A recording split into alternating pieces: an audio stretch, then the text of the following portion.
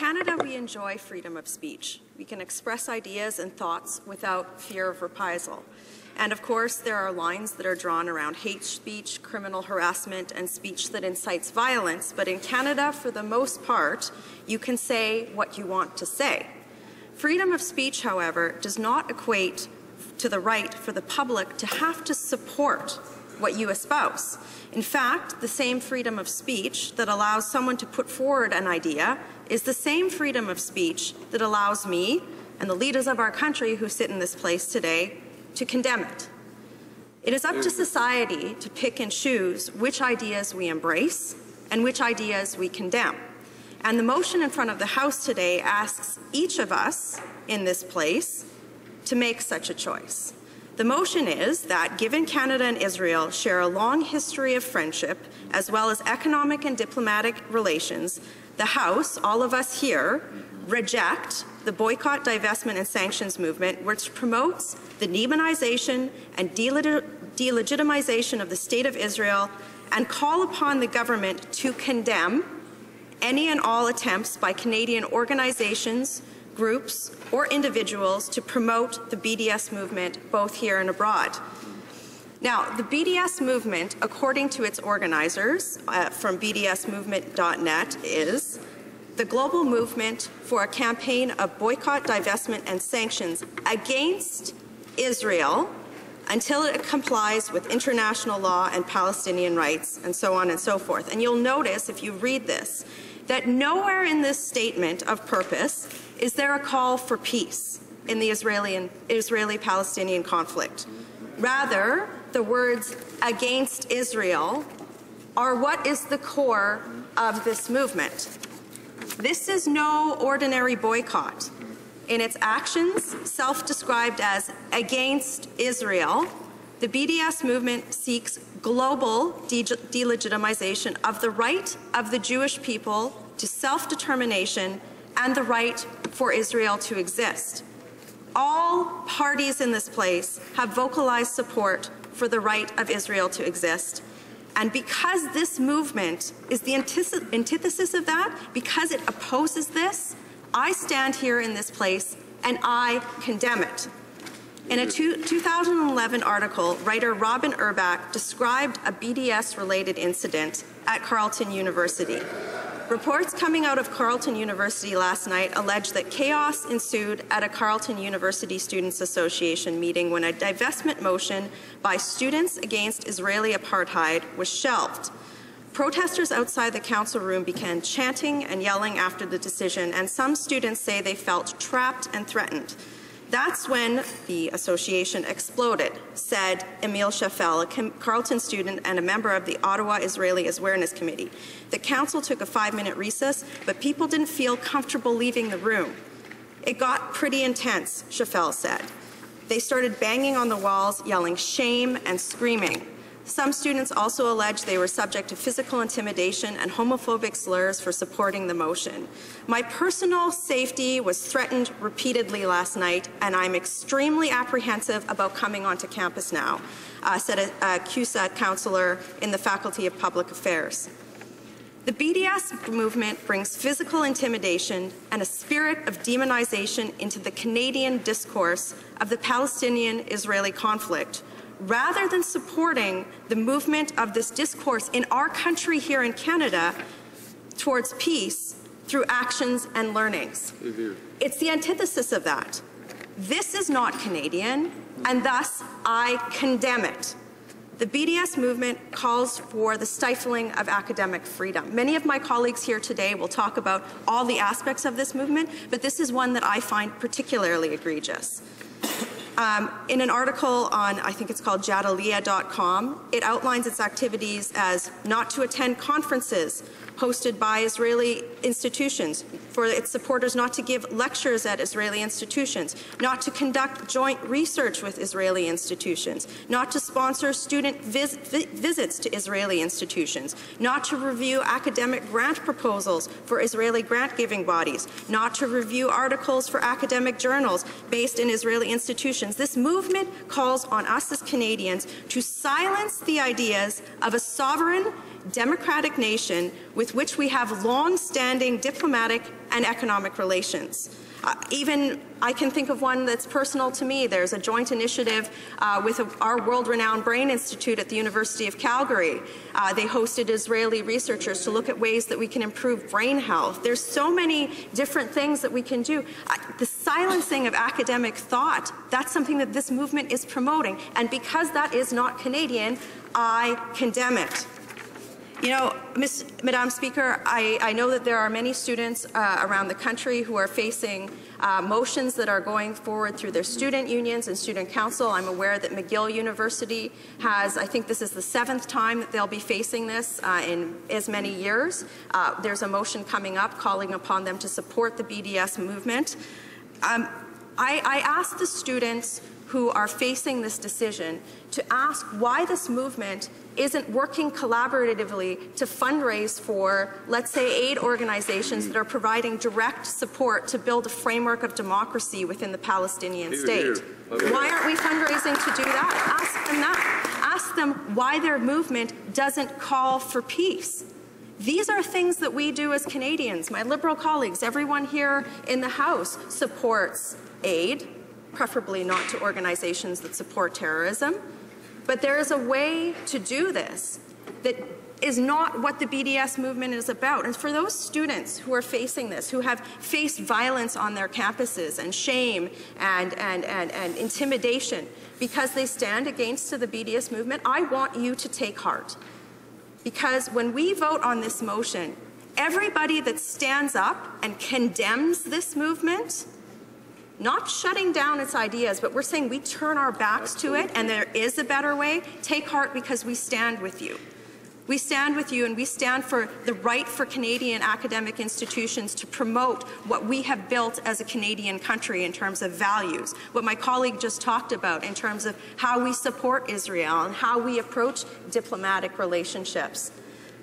Take heart because we will stand and condemn this movement.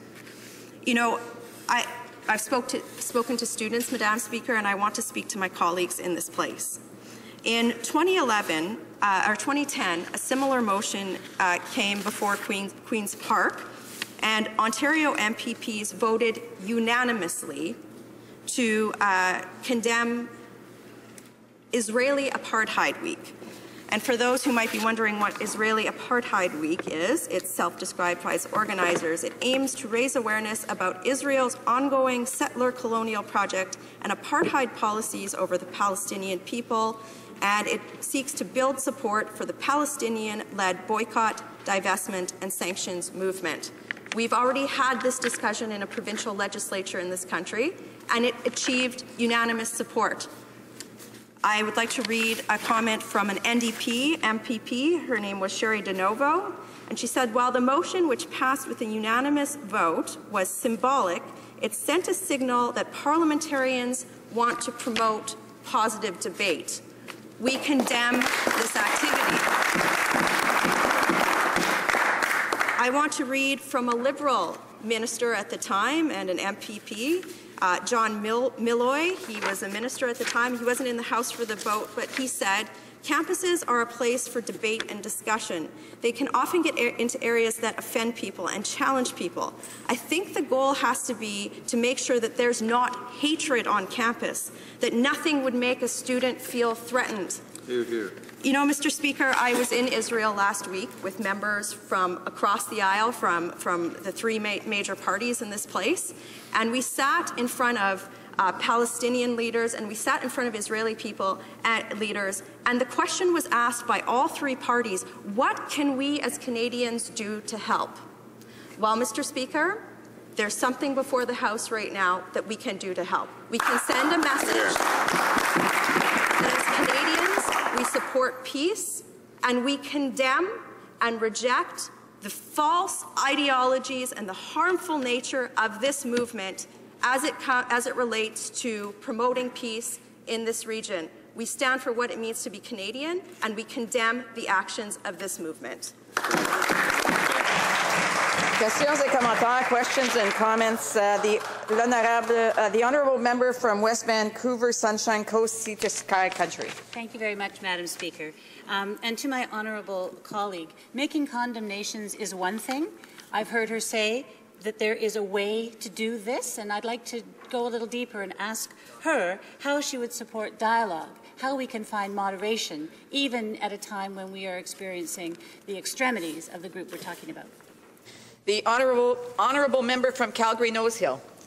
You know, this question was asked, I believe it was to our Palestinian head of mission in Canada on a visit last week. I believe it was her. One of the ways that she mentioned was through aid. In fact, some of the people that we interacted with talked about how there's actually a Canadian model for aid within the Palestinian community, where we're supporting aid directly to organizations that are building up economic infrastructure that help the people of Palestine. Because in order for there to be a peace solution, there has to be two peace partners at the table, not one that's condemning the other or one that wants to incite violence. In order for that to happen, we can help build that up. That's one of many ways. That's why in my speech I said, for all of those who are sitting on academic campuses, why keep beating your head against the wall over this movement? Unilaterally reject it and start doing something positive like fundraising for these types of movements. Questions and comments, questions et commentaires. L'honorable député de Timmins, James Bay. Thank you, Madam Speaker.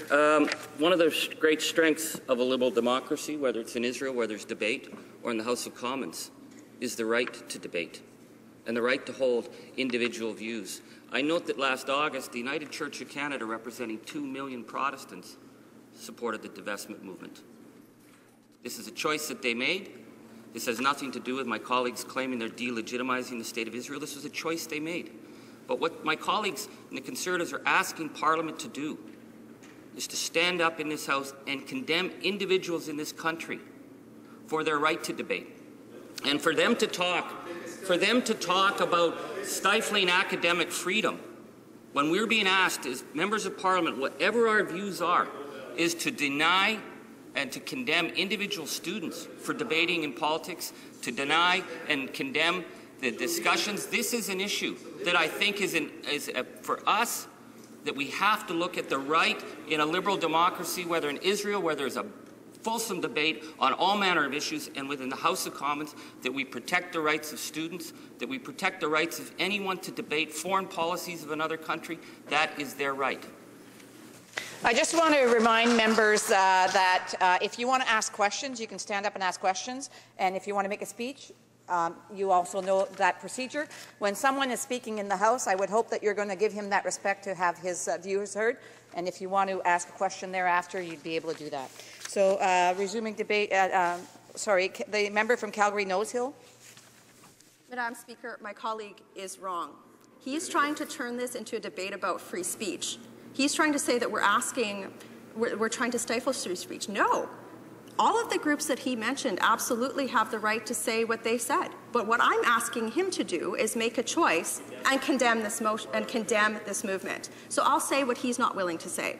I condemn the decision of the group that he mentioned to support this movement. I condemn the choice of Cup W to support this movement. I condemn the choice of academic student groups to choose to support this motion. I can disagree with them. And as leaders of this country, this movement is not Canadian. This is not Canadian. And we should stand for something and say, while they have the right to say this, we have the right not to support it, and we condemn it. Questions et commentaires, questions and comments. L'honorable ministre des Affaires étrangères. Yes, but the problem, Madam Speaker, is between agreement and condemnation, there is opposition, disagreement, mutual debate. It seems that for the Conservatives, it's black on white. There is no nuances because they want to divide everyone instead of building consensus. I would like to ask a question to my colleague. She mentioned John Malloy. Was it to praise him or to condemn him? Because he's a friend of mine, I would like to know. A very brief answer from the member from Calgary-Nose Hill. For my colleague opposite, I raised multi-partisan support for this as a show of the fact that this has been done before in Canada. I'm not sure where he's going with this, but I will say one thing. He mentioned nuance. There's a time and a place for nuance, and there's a time and a place to take a stand. Hear, hear. And this motion, this movement, is a time and a place. It's actually a choice for Canada to say we can turn a blind eye to what is happening on our university campuses and within other organizations in supporting the rhetoric that this movement, or we can make a choice and say it's wrong. And I hope that all of my colleagues in this place will find their spine, stand up, and do that.